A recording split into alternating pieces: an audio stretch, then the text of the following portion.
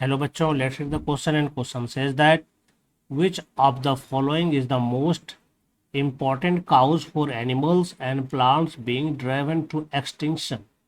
तो यहाँ पर जो क्वेश्चंस पूछे जा रहे हैं, यह कह रहा है कि कौन वह इम्पोर्टेंट कारण है जिसके कारण एनिमल और प्लांट को जो है एक्सटिंक्ट होना पड़ा, है ना। तो चलिए जानते हैं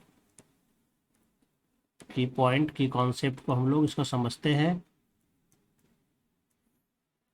कोई भी एनिमल या प्लांट जब एक्सटिंक्ट होता है तो एक्सटिंक्ट होने के लिए उसकी संख्या पहले धीरे धीरे कम होता है और उसके बाद वो हमेशा के लिए समाप्त हो जाता है। तो इसके लिए क्या कारण हो सकता है?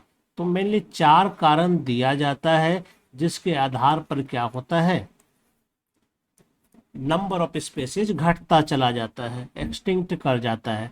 जैसे एक होता है हैबिटेट लॉस एंड फ्रेगमेंटेशन, है ना। इसमें क्या होता है, इसमें क्योंकि ह्यूमन पॉपुलेशन जब तेजी से बढ़ता है, ह्यूमन पॉपुलेशन जब इंक्रीज करेगा तो उसका रिक्वायरमेंट भी बढ़ता है। पॉपुलेशन इसका इंक्रीज करेगा, इसका मतलब क्या है, जो उसका रिक्वायरमेंट है फूड का, स्पेस का, इंडस्ट्री का, एग्रीकल्चरल फील्ड का, तो ये रिक्वायरमेंट बढ़ता है।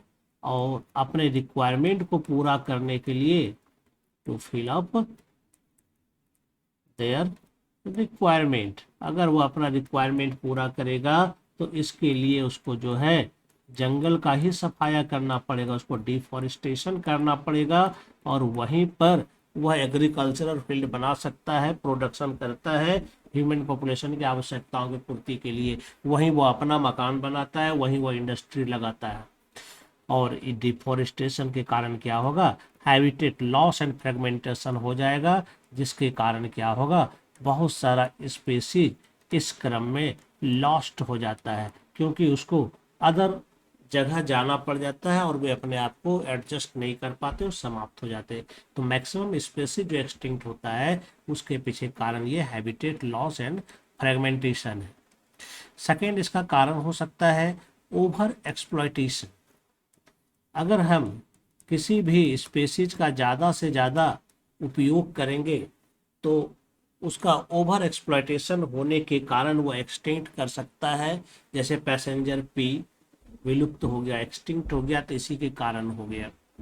फिर है इकोनॉमिक एक्सप्लॉयटेशन, जैसे यहाँ तो वो तो ओवर एक्सप्लॉयटेशन के अंतर्गत आ जाता है। जैसे कि फिर एलियन स्पेसीज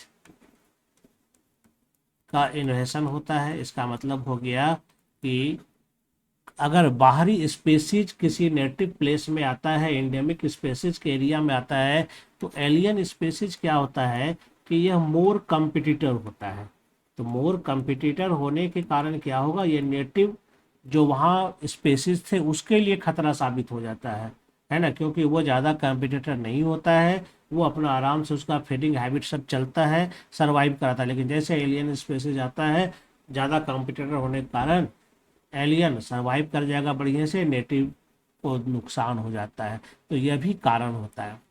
इसके अलावा एक कारण को एक्सटिंक्शन भी होता है, यानी कि अगर 2 जीव एक साथ रहता है, एक दूसरे में डिपेंड रहता है, और उसमें से एक अगर खत्म हो जाता है तो उसके आधार पर दूसरा भी वहाँ से क्या होगा, खत्म हो जाएगा। यानी कि यहाँ पर जो मेन कारण बन रहा है विलुप्त होने का, वो हैबिटेट लॉस एंड फ्रेगमेंटेशन होता है, जो कि पहले नंबर ऑप्शन में मौजूद है। ये हमारा राइट आंसर होगा। दूसरा ड्राउट एंड फ्लड, तो ये नेचुरल कारण है, इसके कारण भी स्पेसीज विलुप्त हो सकता है, लेकिन ये हमेशा यही बड़ा कारण रहे ऐसा कोई ज़रूरी नहीं है, लेकिन इसके कारण भी होता है। तो ये इम्पॉर्टेंट काउज नहीं है, मैक्सिमम ये कारण नहीं होता है, तो ये गलत है।